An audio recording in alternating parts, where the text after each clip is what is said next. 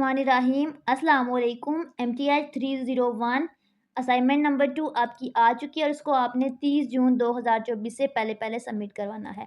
ठीक है, मुबशिर हुसैन के असाइनमेंट का सलूशन शेयर करूँगी। उसके अलावा अगर आपको किसी भी असाइनमेंट का सलूशन चाहिए, मैथ की किसी असाइनमेंट का या CS की किसी भी सब्जेक्ट के असाइनमेंट का सलूशन चाहिए, पेड बेसिस पे हमसे बनवाना चाहते हैं तो आप हमसे व्हाट्सएप पे कॉन्टैक्ट कर सकते हैं। ठीक है, 100% करेक्ट सोल्यूशन है।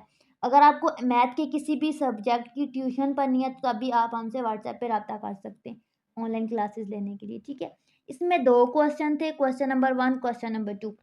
क्वेश्चन नंबर 1 में क्या कहा गया था कि प्रूव करें कि whether the function is differential or not, कि एग्जैक्ट डिफरेंशियल है या नहीं। ठीक है, ये कंडीशन गिवन थी और आपने बताना था कि ये एग्जैक्ट डिफरेंशियल है या नहीं। ठीक है, तो ये एग्जैक्ट डिफरेंशियल है। कैसे एग्जैक्ट डिफरेंशियल है ये मैं आपको वीडियो के आगे बताऊंगी। ठीक है, next question number 2। Question number 2 में पूछ रहे थे कि हमारे पास इवेलुएट करें डबल इंटीग्रेशन। ठीक है, ये आपको डबल इंटीग्रेशन गिवन थी, ये डबल इंटीग्रेशन इसको कहते हैं। ठीक है, 2 इंटेग्रल जो होते हैं। ठीक है, ये इसकी कंडीशन गिवन थी और आर जो था वो रीजन था, बाउंड कर रहा था इस चीज़ को, और पोलर कोऑर्डिनेट को यूज़ करना था। ठीक है, यानी कि पहले आपने इसको पोलर कोऑर्डिनेट में कन्वर्ट करना है, फिर आपने इसको सॉल्व आउट करना है, डायरेक्ट नहीं करना। ठीक है, 100% करेक्ट सोल्यूशन शेयर करूंगी। चैनल पे न्यू है तो सब्सक्राइब कर दें। अच्छा, इसमें क्या कह रहे थे क्वेश्चन नंबर 1 कि whether the following is differential or not.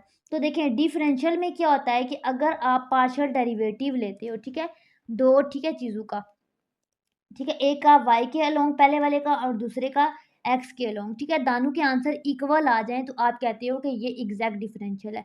अगर इक्वल ना आए तो आप कहते हो एग्जैक्ट डिफरेंशियल नहीं है। ठीक है, तो इसमें ये कंडीशन गिवन थी, तो जो हमारे पास ओवरऑल कंडीशन होती है ना, dz is equal to mdx plus ndy होती है। ठीक है, और ये कंडीशन दोनों मैच कर रही थी, तो हमने यहाँ से ये m की वैल्यू पिक कर ली। ठीक है, हमें गिवन नहीं थी। ठीक है, हमने इस कंडीशन से पिक की, n की वैल्यू हमने यहाँ से पिक कर ली। अब हमने दानों का पार्शियल डेरिवेटिव लेना है और देखना है कि क्या इनके आंसर सेम है। तो आप चाहो तो आप दानों के पार्शियल डेरिवेटिव अलग अलग ले सकते हो। ठीक है, जैसे कि एक ये पार्शियल डेरिवेटिव है तो आप इसका नीचे अलग ले सकते हो, एन का नीचे करके ले सकते हो। मैंने आमने सामने इसलिए लिए है ताकि आपको, ठीक है, सही नजर आ जाए। अब यहाँ पे देखें, फंक्शन क्या था हमारे पास, 2xy प्लस वाई क्यूब, इधर था x square plus 3xy square. अब जिनको डेरिवेटिव लेना नहीं आता वो गौर से समझे। देखिए, यहाँ पे कह रहे हैं पार्शियल डेरिवेटिव लेना है y के अलोंग। ठीक है, यानी कि जो इस इक्वेशन के अंदर जो y वाले वेरिएबल हैं उनके साथ डील करना है, बाकी को एज इट इज लिख देना है। तो यहाँ पे देखिए, हमारे पास 2x था ना, इसको हमने एज इट इज लिख देना है, इसका कोई काम नहीं है।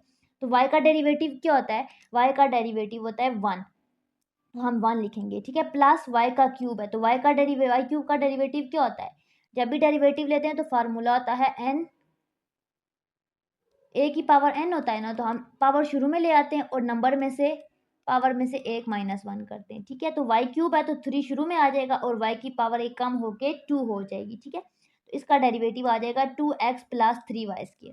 ठीक है, सेम आपने y का पार्शियल डेरिवेटिव लेना है, तो y का डेरिवेटिव क्या होगा, यहाँ पे देखें x के लॉन्ग लेना है। सेम यहाँ पे n का आपने x के लॉन्ग लेना है, तो यहाँ पे देखिए x स्केयर है ना, तो x स्केयर का डेरिवेटिव 2x हो जाएगा और यहाँ पे 3x है ना, तो 3 एज इट इज रहेगा, x का डेरिवेटिव 1 हो जाएगा। तो y square as it is रहेगा, इसका कोई काम नहीं है क्योंकि हम x के लॉन्ग ले रहे हैं। ठीक है, इसका आंसर आ गया 2x प्लस y 3y²। ठीक है, अब इसका आंसर और इसका आंसर मैच करते हैं, क्या ये सेम है। अगर तो ये सेम है तो ये एग्जैक्ट डिफरेंशियल है, तो यस दोनों के आंसर सेम है तो हम कहेंगे कि yes it is exact differential. ठीक है, 5 नंबर का क्वेश्चन है और 100% करेक्ट है। ठीक है, नेक्स्ट क्वेश्चन नंबर 2। इसमें आपके पास ये 2 इंटेग्रल थे और ये कंडीशन थी और कहा गया था कि रीजन आर जो था वो बाउंड कर रहा था। ठीक है, इस कंडीशन के अकॉर्डिंग, तो सबसे पहले आपको कह रहे हैं कि पोलर कोऑर्डिनेट में कन्वर्ट करें। बात को समझे यहाँ पे कि बात क्या हो रही है। ठीक है, तो पोलर कोऑर्डिनेट क्या होते हैं हमारे पास, पोलर कोऑर्डिनेट में हमारे पास 2 इंटीग्रेशन होती है। ठीक है, ये इसकी फॉर्म होती है जिसमें एक वेरिएबल r होता है, ठीक है, और हम फंक्शन लिखते हैं, ठीक है। जो भी फंक्शन होता है वो आर थीटा के अलोंग होता है, ठीक है। और उसका डेरिवेटिव भी डी आर डी थीटा के अलोंग होता है। हमेशा यहाँ पे आपने मिस्टेक नहीं करनी कि पहले इंटीग्रेशन पे आर की वैल्यू आती है, दूसरी पे थीटा की आती है। ये आपके हैंड आउट के अंदर प्रॉपर मौजूद है, ठीक है। इस पर मैंने यूट्यूब पे लेक्चर भी आई थिंक बनाए हुए हैं, ठीक है, आप देख लेना, ठीक है। आर और थीटा की वैल्यू यहाँ से।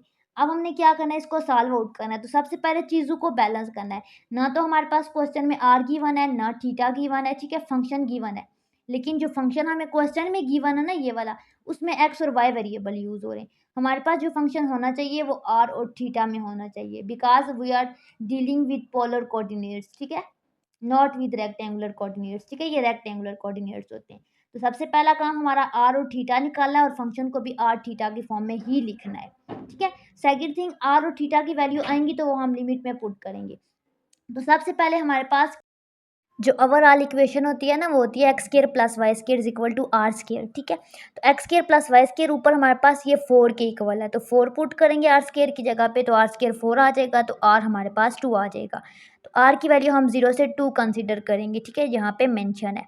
इसी तरह एंगल हम 0 से लेकर 180, ठीक है, होता है पाई, और 360 तक रख लेते हैं, 2 पाई रख लेते हैं, ठीक है, 0 से 2 पाई रख लेते हैं।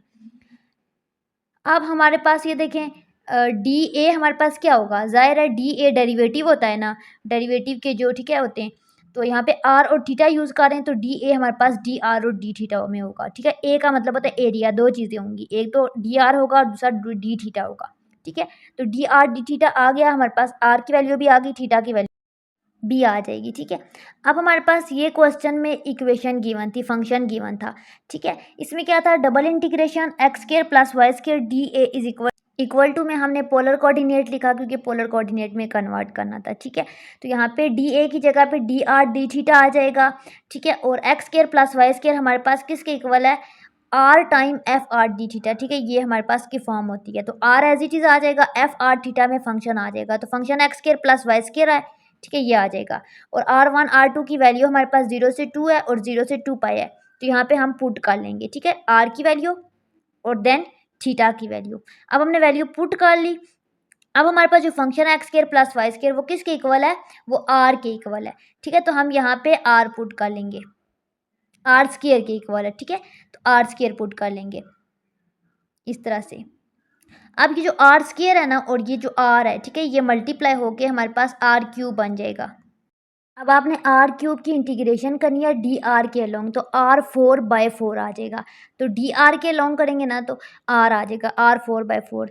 तो ऊपर लिमिट इसकी 2 थी और लोअर 0 थी, तो हम लोगों ने आर 4/4 में 2 और 0 लिमिट को पुट करना है, ठीक है।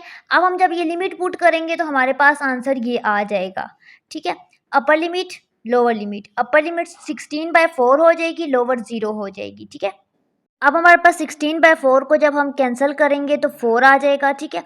अब हमने इसकी 4 की इंटीग्रेशन करनी है, ठीक है। जब हम 4 की इंटीग्रेशन करेंगे, ठीक है, यहाँ पे ये 0 to नहीं आएगा, तो हमारे पास आ जाएगा 4 थीटा, क्योंकि थीटा के अलोंग इंटीग्रेशन कर रहे हैं। अब आर नहीं आएगा, थीटा आएगा, 4 थीटा आ जाएगा। और इसकी लिमिट थी 0 से 2 पाई, तो हम 0 से 2 पाई लिमिट को इस तरह से 4 थीटा के अंदर पुट कर देंगे, ठीक है। तो जब हम 4 थीटा के अंदर इस लिमिट को पुट करेंगे तो हमारे पास आ जाएगा 4 कॉमा आ जाएगा 2 पाई माइनस 0 आ जाएगा, ठीक है।